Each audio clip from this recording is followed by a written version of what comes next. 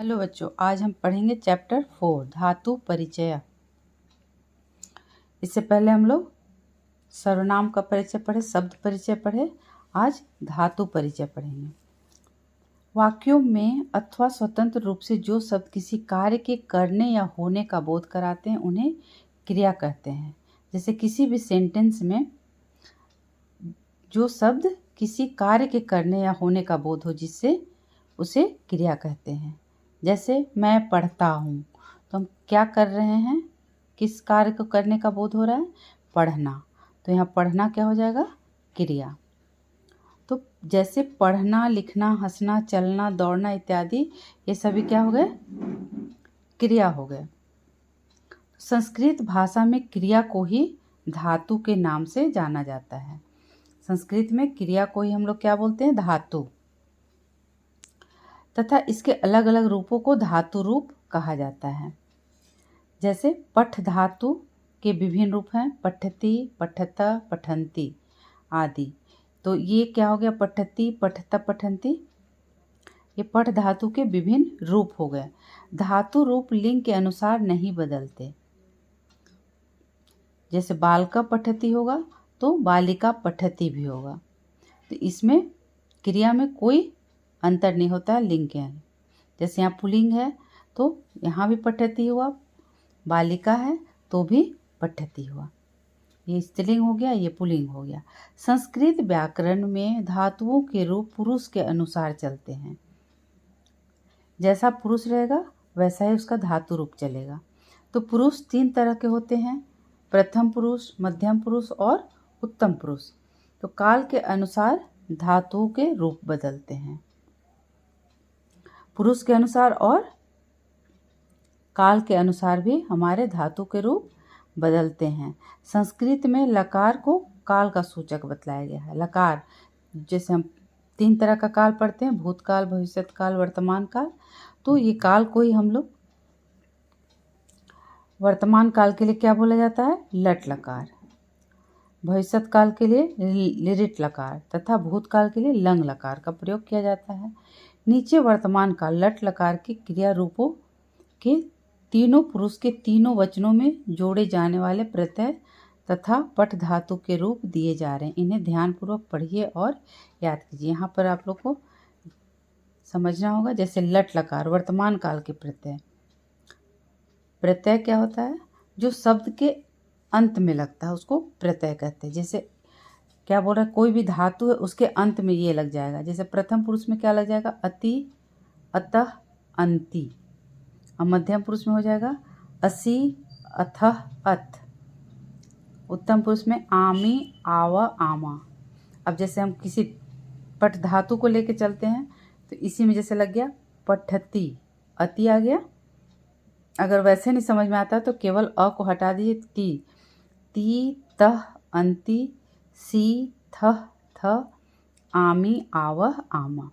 जैसे अब हो गया पठ धातु रहेगा तो क्या हो जाएगा हमारा, पठति, पठता, पठन्ति, पठसी, पठथ, पठत, पठामी, पठाव, पठाम। ये हमारा प्रथम पुरुष में रहेगा। तो जब भी हमारा प्रथम पुरुष का एक वचन रहेगा तो पठति हो जाएगा, द्विवचन रहेगा तो पठता हो जाएगा, बहुवचन रहेगा तो पठन्ति हो जाएगा।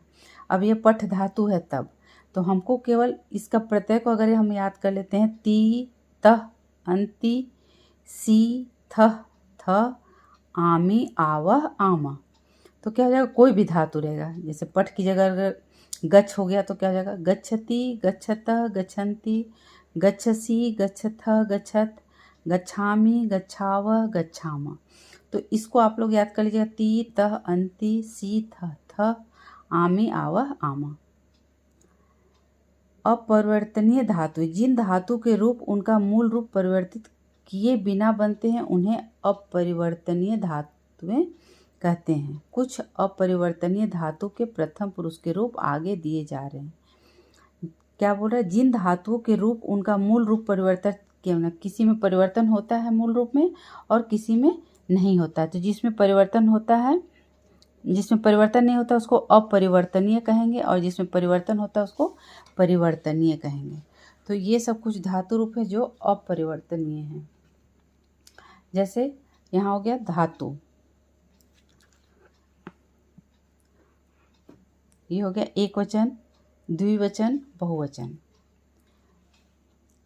जैसे लिख धातु हो गया, लिख का मतलब हो गया लिखना, तो ये लिख क्या हो गया धातु और इसका अर्थ हो गया लिखना। अब इसको एक वचन लट लकार एक वचन में कैसे पढ़ेंगे? लिखती, लिखता, लिखंती। अब लिख था उसमें ती लग गया, लिखती, लिखता, लिखंती। उसी तरह अब यहाँ हो गया वद, वद मतलब बोलना, तो वदती, वदता, वदंती। एक वचन है इसलिए वह बोलती है, द्विवचन हो गया तो वे दो बोलती हैं, बहुवचन हो गया तो वे सब बोलती हैं। अगर पुल्लिंग भी रहेगा तो भी वही हो जाएगा, वह बोलता है, वे दो बोलते हैं, वे सब बोलते हैं। पत मतलब गिरना, पतती, पतता, पतंती। धाव, धावती, धावता, धावंती।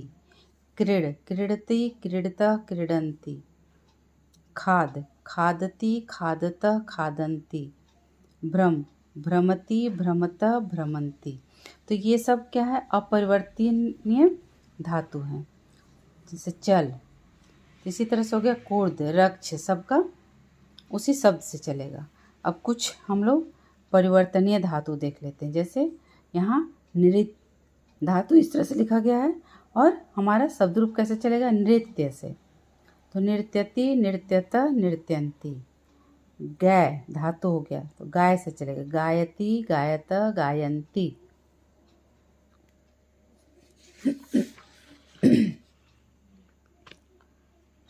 इधर पा धातु हो गया, पिब से चलेगा, पिबती, पिबता, पिबंती। गम धातु हो गया गच्छ, गच्छ मतलब जाना, गच्छति, गच्छता, गच्छन्ति। दृश्य का शब्द कैसे चलेगा? पश्य से, पश्यति, पश्यता, पश्यन्ति। घ्रा जिघ्र, जिघ्रति, जिघ्रता, जिघ्रन्ति। त्रि तर, तरति, तरता, तरंती। स्था को तिष्ठ से चलेगा। तो ये सबको आप लोग को याद करना होगा, ये सबको आप लोग याद कर लीजिएगा। अगले क्लास में हम लोग इसका अभ्यास देखेंगे।